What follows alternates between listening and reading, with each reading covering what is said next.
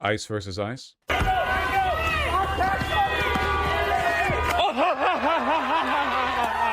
Everyone laughing. Everyone busting out in laughter. Yes, absolutely.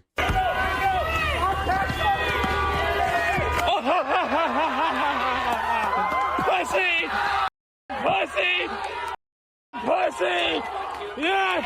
Pussy!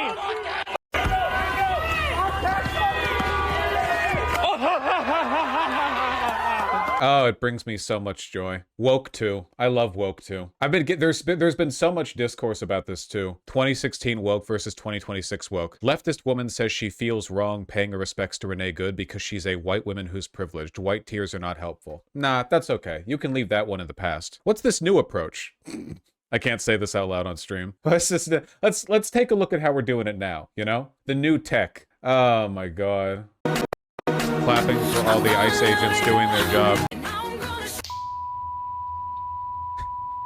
And he's much more attractive than her too, which is how you know he's in the right. I'm familiar with this narrative trope. My favorite one is this. Austin Ayers is a neo-Nazi who's running for, I don't know, what the fuck is he running for? He's running for some office. I don't give a shit. Candidate in North Carolina. The kind of person to post shit like this, right? This one's really good. This is the Democrats calling my office.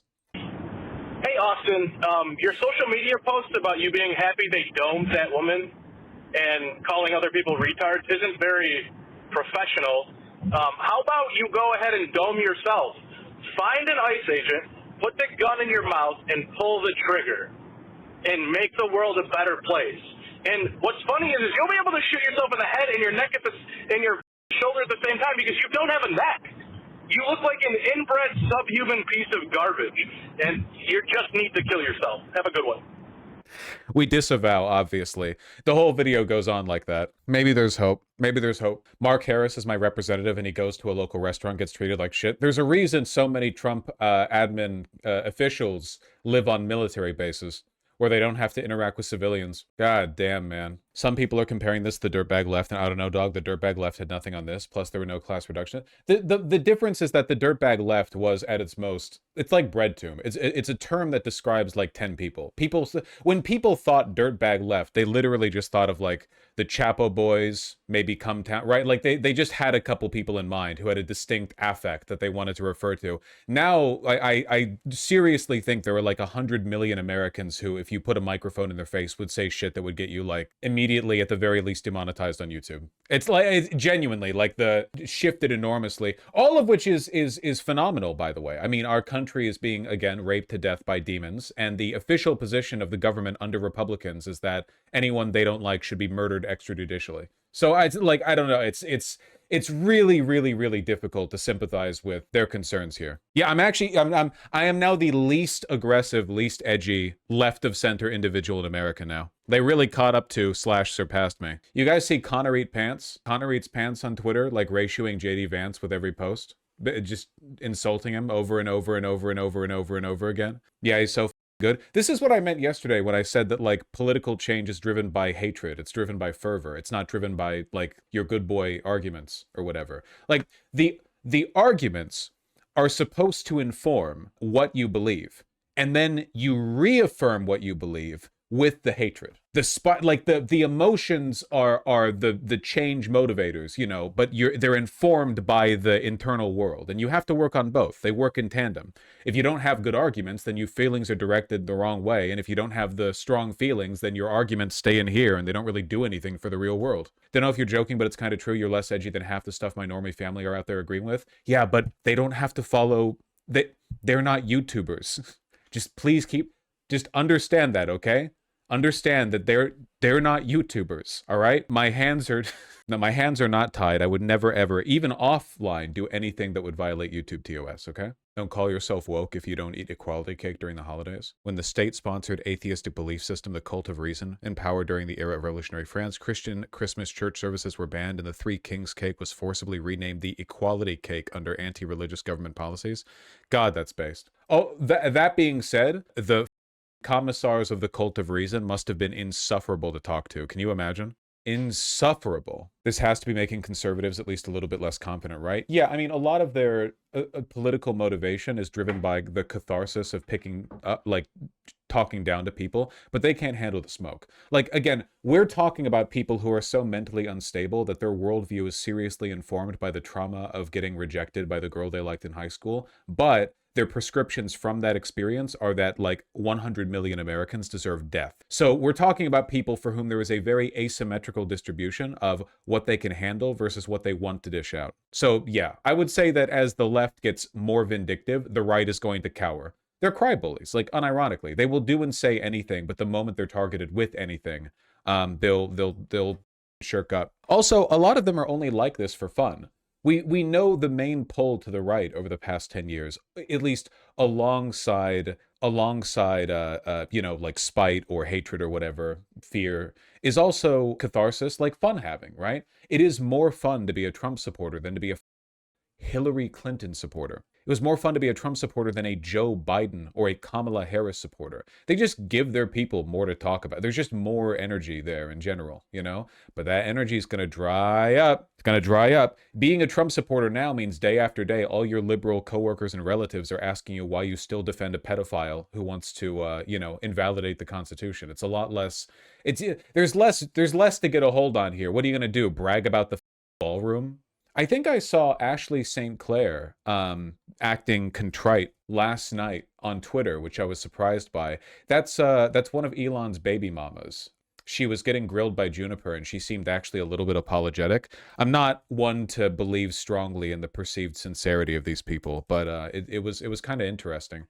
Makes me wonder how many people are gonna, like, you know, spend the rest of their lives walking back how they were for a time. Does that make sense? I thought this was kind of nice. Can you mind if a white boy gets a little bit positive with it? Ashley St. Clair is the woman who was like a right-wing Twitter star who got boosted by Elon for a while, and then it turns out that she agreed to be his baby mama. And then after she had his artificially inseminated child, because his penis is broken or whatever, he didn't pay child support. And over the past year, like, basically, she posted to Twitter saying, I have tried reaching him privately and it won't get me through. Elon needs to pay me child support, and then he, like, delisted her off Twitter or whatever, massively deprioritized her in the algorithm, and took her blue check mark away. That was Grimes. I think it's happened twice. No.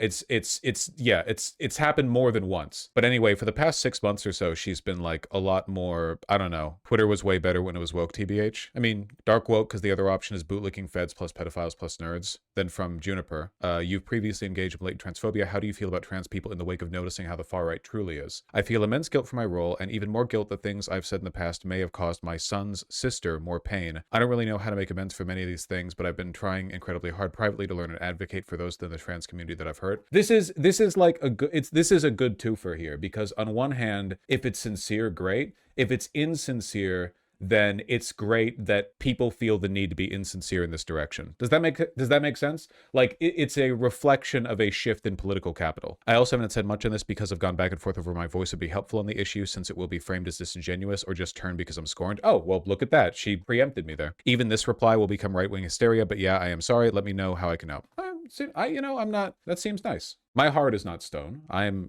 wait, her son's sister, so her daughter. She's talking about Elon's trans daughter, but that's not her. That would be her, what is it?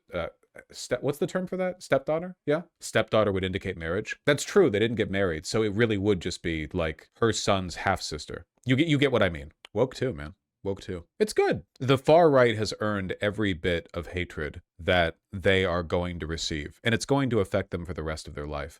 I really don't think they understand. The amount of personal vitriol being directed towards the right wing right now exceeds anything that ever happened during the Vietnam or the Iraq wars. In large part, I think, because, well, okay, I should say that I wasn't there for the Vietnam War, and I was very young during the Iraq War. But based on my understanding, I think that people still believed enough in the system during both of those wars that they thought of this as an issue with, like, the political leadership. Don't get me wrong, there were tons of liberals who were Fed posting, like, during the Iraq War. That was, like, super, super common. But I don't really think it compares to this, like, 100 million liberals, like, frothing at the mouth, teeth gritted, like, every ICE agent must be sent to The Hague kind of stuff, you know? Everyone wanted impeachment. Yeah, but now it's not even impeachment people want. Like, now if a person says they want Trump impeached, that's, like, lib shit now. Like, people see that and they're like, what do you mean? We did that already. That's clearly not the solution, you know? Impeachment is clearly not even the moderate solution at this point. So yeah, they're going to be hated for the rest of their lives. It's all fun and games, you know. Oh yeah, I can't get a girlfriend. Let's deport 100 billion people. There have to be consequences, you know. All the way back to the Coda Hammurabi. As long as we've had law, right? It's very, very simple. If you do bad things, there have to be consequences. Otherwise, why wouldn't people just do bad things? Because of their own moral code? Sure, maybe for some people, not for conservatives. Obviously, that doesn't stop them. They don't have one. Will there realistically be a draft for US high schoolers? No, I don't think they can implement the draft again. The draft would be so unpopular that it would break the country pretty much immediately. Like, people would be sandbagging their own homes, waiting for the draft officer to come to their door so that they could take shots through the crack in the window. Like, there would not...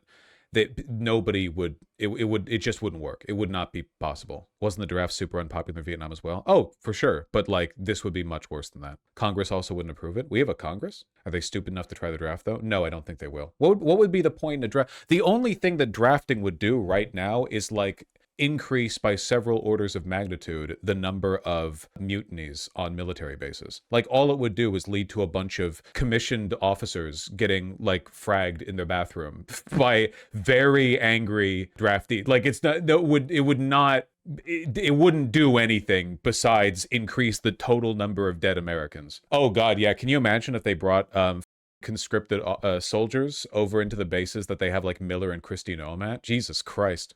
Oh my god. And there has to be consequences for the Dems that caused this? God, I hope so. Man, I hope so. Oh, I hope so. I hope so, I hope so, I hope so. That would be nice. Drafts can't work if your whole country hates you. Yeah. It's not like Russia here. We have too much money. The quality of life for most people is just too good. Also, in Russia, a lot of Russians do genuinely think that, like, the war in Ukraine is aiding them in some kind of national revitalization. But I don't think even the right wing would believe that if they did a draft here. I don't think anyone would believe that. It's not going to happen. It's not going to happen. Is the propaganda much stronger over there? No, it's more like Russia is like 100 years behind in terms of their socioeconomic development. Not 100, but like, well, I don't know. In some places, it maybe is about 100.